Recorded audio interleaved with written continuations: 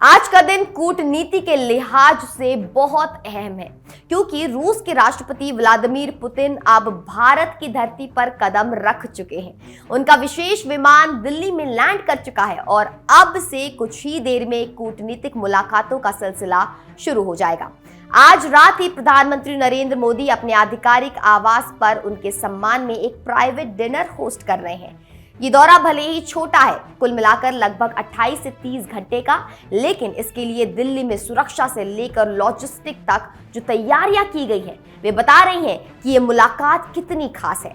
ऐसे में जब आप टीवी पर उनके काफिले और भव्य स्वागत की तस्वीरें देख रहे हैं, तो एक स्वाभाविक सवाल उठता है कि इस तरह के हाई प्रोफाइल विदेशी दौरे पर कितना खर्च आता है और किसकी जेब से जाता है, भारत की या मेहमान देश की। सबसे पहले समझिए कि पुतिन इस बार स्टेट विजिट पर आए हैं, यानी ये एक औपचारिक राजकीय दौरा है।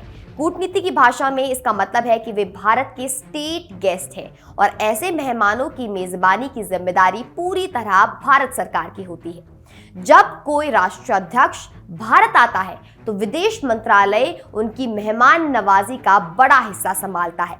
राष्ट्रपति या प्रधानमंत्री स्तर के मेहमान और उनके साथ आए कुछ चुनिंदा वरिष्ठ अधिकारियों के ठहरने का खर्च भारत उठाता है। आमतौर पर दिल्ली के सबसे प्रीमियम होटलों में पूरे फ्लोर या कई स्वीट्स बुक किए जाते हैं, जिनका बिल हमारे सरकारी खजाने से जाता है। उनके आधिकारिक कार्यक्रम, चाहे वो राष्ट्रपति भवन का स्वागत समारोह हो, हैदराबाद हाउस में बैठकें हो, राजघाट पर श्रद्धांजलि हो या आधिकारिक भोज, इन सब की सजावट, खान पान और व्यवस्थाओं का खर्च भी भारत ही उठाता है। लेकिन इसका ये मतलब बिल्कुल नहीं है कि पूरी रूसी टोली का हर खर्च भारत सरकार पर आता है। पुतिन के साथ दर्जनों मंत्री, अधिकारी, कारोबारी और मीडिया प्रतिनिधि भी आए हैं। इनमें से सिर्फ कोर डेलीगेशन यानी सबसे ऊंचे स्तर के सरकारी लोग भारत की ओर से स्टेट गेस्ट माने जाते हैं।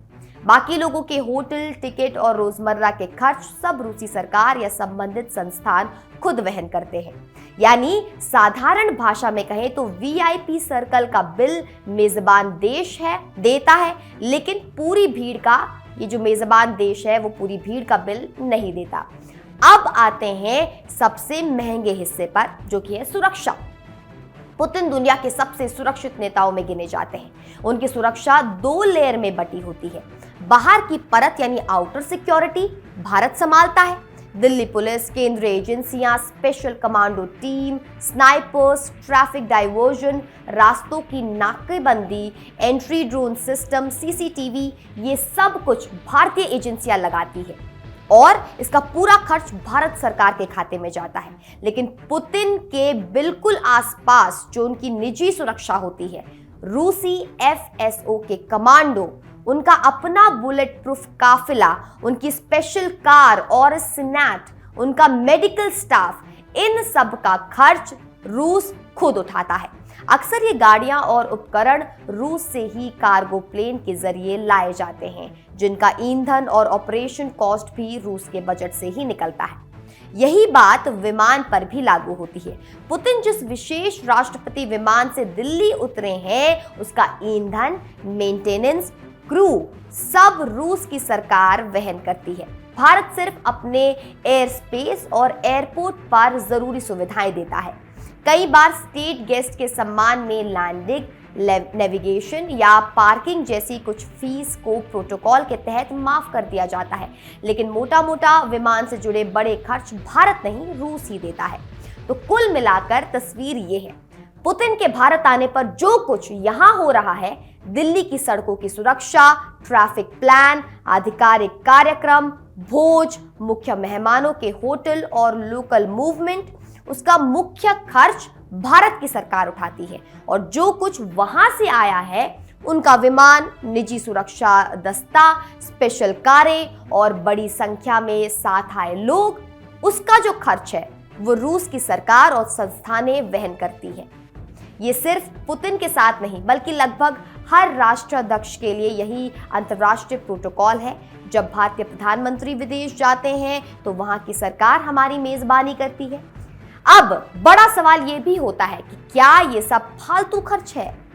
सरकारें इसे एक तरह का डिप्लोमैटिक इन्वेस्टमेंट मानती है। पुतिन की इस यात्रा में भारत और रूस के बीच रक्षा, ऊर्जा, व्यापार, अंतरिक्ष, टेक्नोलॉजी और तेल के सौदों पर अहम बातचीत होगी। 2030 तक के लिए आर्थिक रोड मैप और कई समझौते होने की भी संभावना है। अगर इसके बदले भारत को सस्ता तेल, बेहतर रक्षा तकनीक या लंबे समय के लिए स्थिर सप्लाई मिलती है तो सरकार इसे कूटनीतिक रिटर्न मानती है। यानी जो खर्च आज मेजबानी में हो रहा है उसका फायदा कई साल तक देश की अर्थव्यवस्था और सुरक्षा को मिलता रहेगा। तो अब जब पुतिन दिल्ली पहुंच चुके हैं, शहर में वीआईपी मूवमेंट जारी है और रात को प्रधानमंत्री उनके लिए डिनर दे रहे हैं। तो याद रखिए, इस पूरी चमक धमक के पीछे एक तय नियमों वाला प्रोटोकॉल है और भविष्य के बड़े समझौतों की तैयारी भी। आप देख रहे थे इंडिया न्यूज का डिजिटल प्लेटफॉर्म। मैं आपके साथ निकिता रावत फिर मिलती हूँ कुछ ऐसे ही वीडियोस के साथ। तब तक आप अपनी टिप्पणियां हमें कमेंट सेक्शन में जरूर दें। देखने के लिए धन्यवाद।